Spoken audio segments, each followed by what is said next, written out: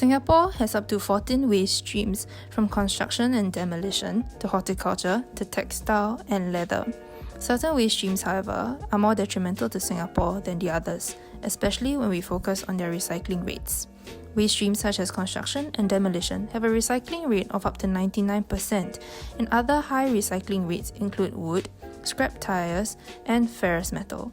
On the other hand, other waste streams such as fabrics and textiles have the lowest recycling rate of only 4%.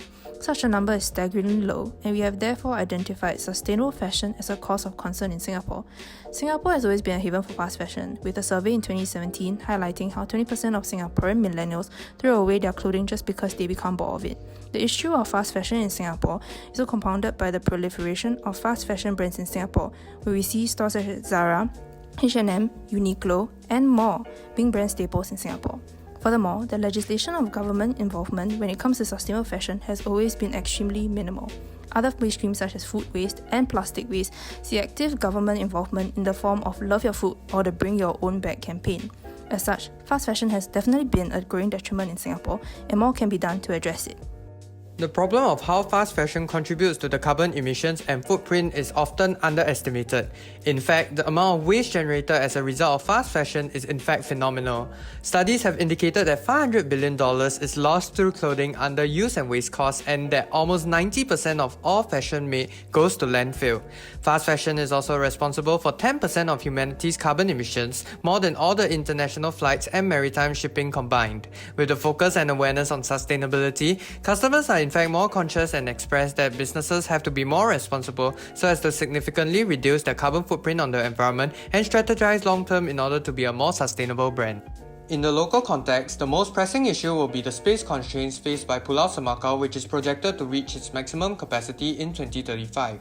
Thus, consumers need to understand the impact on purchasing fast fashion apparels, and companies must work hand in hand to reduce the impact of fast fashion on the textile waste in Singapore. Sustainable fashion in Singapore is less prominent in the first-hand mainstream market, with a greater focus on the second-hand market. However, more younger generation are slowly stepping up to lead with greater initiatives like clothes swapping, which is spearheaded by a local company called The Fashion Pulpit, a fashion brand that values styles and sustainability.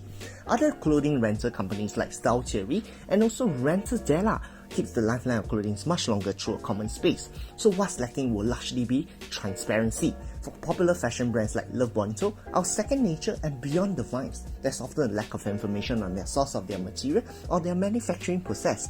However, this problem is slowly diminishing. There has been an uprising number of mainstream local sustainability companies that value sustainability. Labels like Source Collection and Essie printed clearly their processes on their website. Also, with the help of global organizations like Fashion Revolution, transparency is pushed with greater initiative through different medias. Now, what does this mean to Singaporeans? A local survey conducted by DBS in 2019 reflected that although 60% of them are aware that fashion is one of the largest contributors of waste globally, 25% are apathetic to this issue. Therefore, there's a need to alert Singaporeans on the significance of textile waste generated by the fast fashion scene, undermined by other sources of waste management. In recent years, competition like Trash to Fash aims to raise awareness on the concept of circular economy. Through competition, it aims to spur youth to pursue green movement and shape the future of fashion industry. However, the publicity and its target market is still limited in changing the perception of Singaporeans. Let us now hear some viewpoints on sustainable fashion from the expert. I run a page and a store, and then basically what we mainly do is that I sell mainly old designer clothing. So let's say some of it is from like 1980s, 1990s, 2000s. There has been quite some shops that are selling vintage that has opened up in the last like 5 years. I think off the top I know about like 10 shops. Or 10 shops started selling vintage items. I mean, I rather consumers get vintage items instead of like fast fashion, because fast fashion is the whole backwork and procedure behind producing all those fast fashion items is not the best. And then for vintage it's like renewing the clothes. You're not really creating anything, but you're just giving life to the old clothes.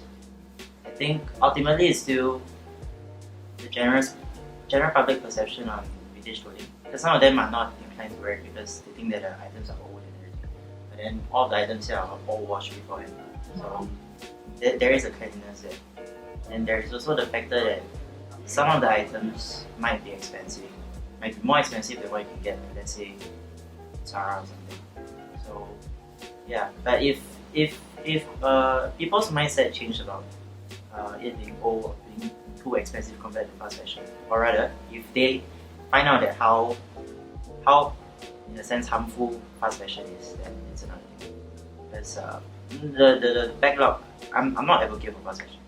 Having this place, this outlet where you can shop for items that are not made like, let's say, a month ago, it helps to make fashion in a sense overall more sustainable.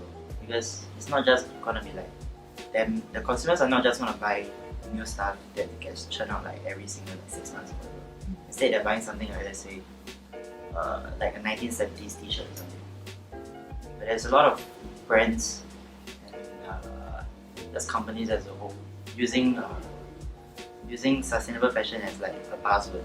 So basically they just mention it and then like they'll try and get the consumers to be more inclined to actually get the clothes.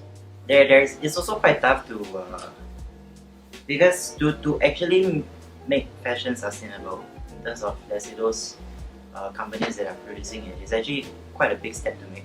And so with the profit margins in mind and everything business related in mind, they will choose not to, which is it kind of makes sense from a business standpoint. But if it's really talking about like fashion as a whole, I think there should be more conscious effort to make it more sustainable.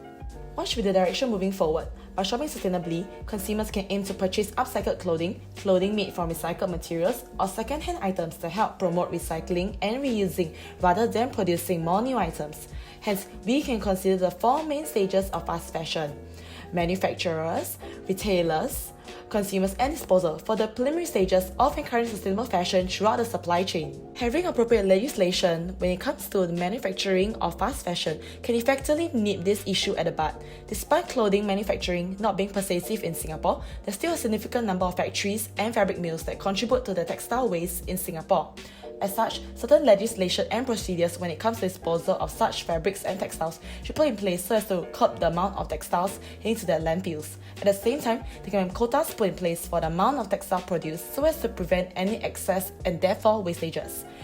Even without government schemes to promote sustainable fashion, retailers can still step up to encourage their loyal consumers to recycle their unwanted clothing.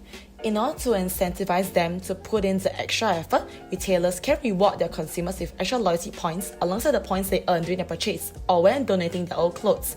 Consumers will be rewarded with a voucher that can be used for their next purchase.